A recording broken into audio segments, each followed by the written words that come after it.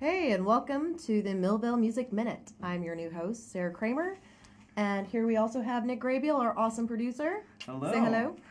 All right. Say hello to the world. That's right. I am new to this, so please bear with me. Although Nick has tons of experience producing, so I'm sure he'll make us all sound amazing.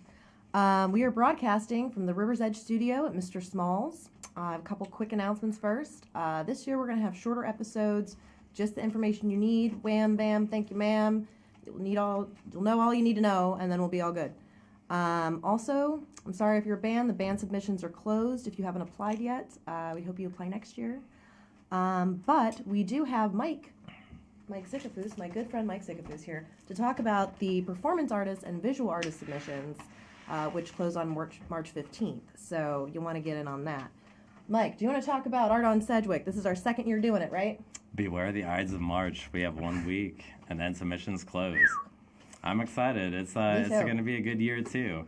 Art on Sedgwick last year was an amazing addition for a second year. A lot of people thought, myself included, obviously I'm a little biased, but I thought it definitely brought a lot more to the festival, adding just like another element.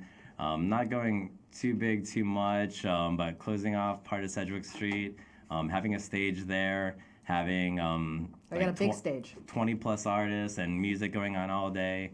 It was great. I'm just like thrilled and excited to be part of it and bring everything together again this year with a lot of help from yourselves and another good group and committee as well. Yeah, last year went amazing. I remember I stopped by. It was awesome. They had a whole beer area. You could get beer on the street. You could be drinking, looking at the art. I bought a piece. I'll show it to you later. It was awesome. Anyway, do you want to pull up the form there, Nick? Nick's going to do a little walkthrough, show you where to go, just in case you aren't sure how to sign up. It's pretty easy. We have the information down below. Absolutely. I'm going to bring this right on the screen so you can all see it real close. If you want to go full screen, you can see a lot of information here. So what I'm going to do here is let's say I want to submit as first of all, I'm up here on millvalemusic.org. Over here on this toolbar here, you're going to see artist and talent submission. Unfortunately, as it was already said, musical talent submission, that's already been closed, but the visual artist and performance artist submission can be found right here in this drop-down menu. And the volunteer tab is also open. If you want to volunteer, that's also a great place to go. Yeah, we would love for you to click here and fill out your information out. Please help us. Yeah, it's definitely it takes a village, of course. It does. But you'll notice here's a form here. You know, when there's there's spaces to type. Some of them is multiple choice, very self-explanatory. Sometimes it's best to do this over a computer, like as opposed to a digital device if you have access to one. Yeah, it's a little bit of a pain in the butt on a mobile device. It can be a little difficult. You can do it. Of course, there's always computers available at your local library. Always support that. That's right. Millvale Community Library is a great place to go. But that's been our walkthrough so far of our submissions page here. I'm gonna bring it back to our beautiful faces. All right. And, Mike, I did want to ask you, I know you had a couple artists that weren't on Sedgwick Street that were a little more specialized. Didn't you have one in the Gardens? Last year, yeah. A couple in the Gardens? Last year, we were gracious enough to have some live demo forgers and jewelers and artists to be right down there at the Gardens, which is an awesome extension of Sedgwick Street, still really close. Last year, there was like folk and bluegrass, which really lend itself to the music and the artistry together. So we'll see, again, if you are a visual artist, again, if you're a performance artist as well, definitely submit a week from now. Beware the Ides of March. Submit yourself before then. It'd be great to see from year to year everything between the music, the art, and the performances expand. If we can get more, if it was ever wanted, more street closures to experience all this awesome entertainment, that's just all the more welcoming and worth doing. That's great. I actually bought a piece last year.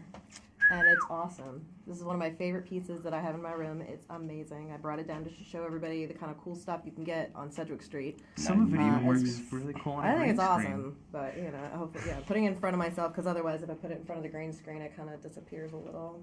So, yeah. Looking good. Yeah, it's really neat. I love it. But what does it cost to be to be an artist, visual artist? I know there's a charge. Yeah, so free submission, but if you do get accepted, $50 acceptance fee. You have a 10 by 10 space to supply your own table, your own pop-up tent. You have Bring a tent. Last year it rained. it rained. Having the tents was a saving grace. Hopefully, better weather this year. But the tents definitely held for an awesome holding ground. Once the skies did open up a little bit, if you didn't find shelter, the artist pop-ups tents were a great place to not only seek shelter, but to really engage and maybe just have a little bit more conversation with an artist, to maybe look at a little bit more art than what might not normally. So again, never fear, rain or shine, it's going to be awesome. Along with that, towards the $50 submission fee for the visual arts, bring a friend that's 21 plus as well to help you man your tent. That'll also allow you to go scope out some of the other stages if you walk around so you're not trapped at your tent all day. And we provide food too, so you'll get some provided, food. some Yeah, drink tickets. correctly. There's drink and food tickets included. Exactly. There's yeah. you get a couple free beers. You With- get some, and there's a beer tent right there on there the on street, so it's real easy Sedgwick. for you to get one. With thousands of people coming to not only enjoy the music but the art as well. Everyone made out, even with the rain, made out great last year. I'm really excited with the charge put ahead of me to continue getting more submissions and curate an awesome lineup this year. Yeah, you can easily make your $50 back, no problem. Yeah, it's the type A lot of of people thing buy the where- art. Yeah, there's a lot of people who come into town just to Appreciation. exactly, Some and It's a very Nuts artsy out. crowd, which is It's a great. big focus on people wanting to support their local camaraderie. That's really strong, I think, in this. And we need Especially submissions. Millvale. We need Yeah. more people to apply. So far, we don't have enough to fill all the spaces. So if you apply, good chance you're going to get in. So definitely apply if you can. Also, for the performance artists, we definitely need people as well. We need jugglers and giant puppet people and contortionists and what have you. If you have stilts or something, bring them. That's awesome. We obviously don't charge you to do that, but you get a little money for that. For performing it for everybody. Everybody loves that. People got a big kick out of Miko, the giant puppet guy last year, as well as a couple of other people. We also have a fundraiser this Saturday, tomorrow, if you are interested. It's at Tazadora in Millvale. It's $10 cover, free Grist House beer. I don't know if you know about Grist House, but Grist House is this awesome brewery in Millvale. They're one of my favorites. It's $10 cover, free beer, free live music from Nightly Standard and Lovener. They're both awesome. You should definitely check it out.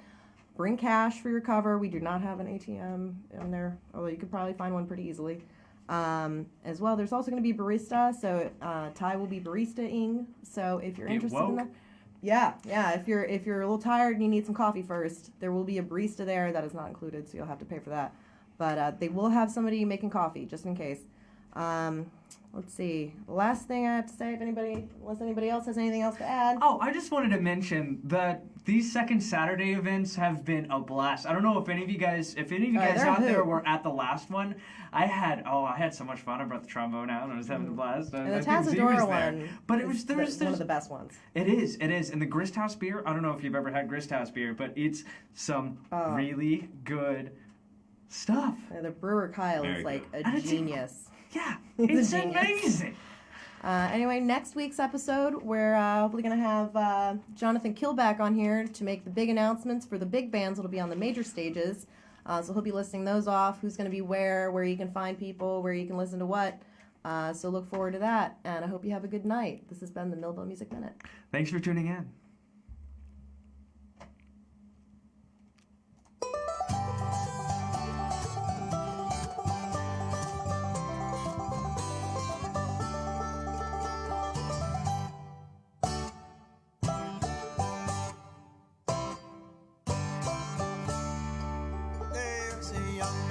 down the hall and he's sleeping with his jawbone broken. It's busted wide open, just taking a swing at the world. Get done, knocked him on the ground. Now he's sleeping in his bed all alone.